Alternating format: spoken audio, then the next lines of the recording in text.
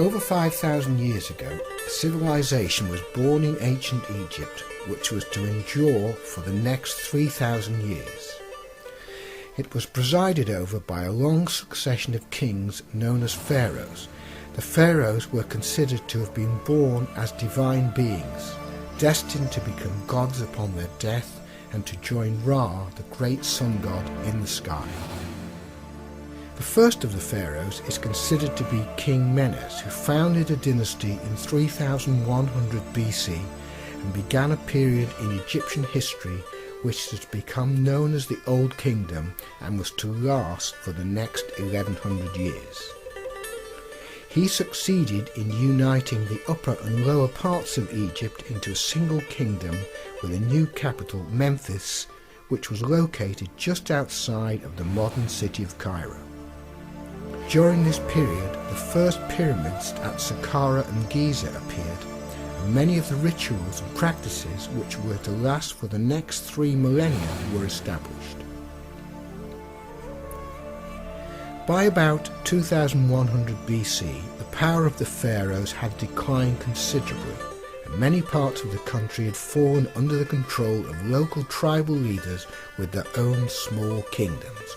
This interval, referred to as the First Intermediate Period, was to last for about 100 years, until the turmoil was ended by a warlord from Upper Egypt, Mentuhotep II of the 11th dynasty. Mentuhotep manages to defeat the kings of Lower Egypt and reunite the country into a single kingdom again. In doing so, he ushers in a period of great wealth and prosperity, known as the Middle Kingdom. Under his rule, the capital is moved south to Thebes, near today's city of Luxor. However, 600 years later, the power of the pharaoh had once again declined, and fragmentation and political turmoil returned.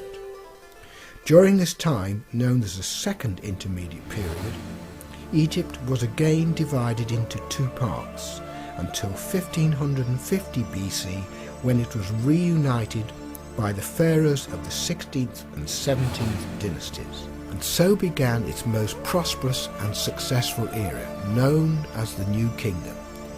This is the period in which the most well-known of the Egyptian kings lived.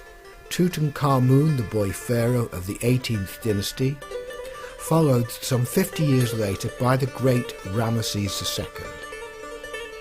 By this time, the practice of using pyramids as royal burial sites had long gone in favour of using deep underground tombs, located just outside of Thebes, in the area which has become known as the Valley of the Kings.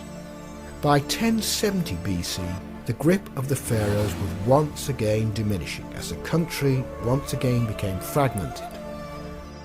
Although there were some brief periods of respite during the so-called Third Intermediate and Late periods, native Egyptian rule was to come to an end, as the country was dominated for long periods by Assyrian and later Persian rule until it was finally conquered and reunited in 332 BC by the leader of the Greek Empire, Alexander the Great. Under his auspices, a new capital, Alexandria, was established on the Mediterranean coast, and on his death, one of his generals, Ptolemy, became the first of a Greek line of pharaohs. The Ptolemaic dynasties were to survive for a further 300 years until the time of Queen Cleopatra, when Egypt finally became a vassal state of the Roman Empire.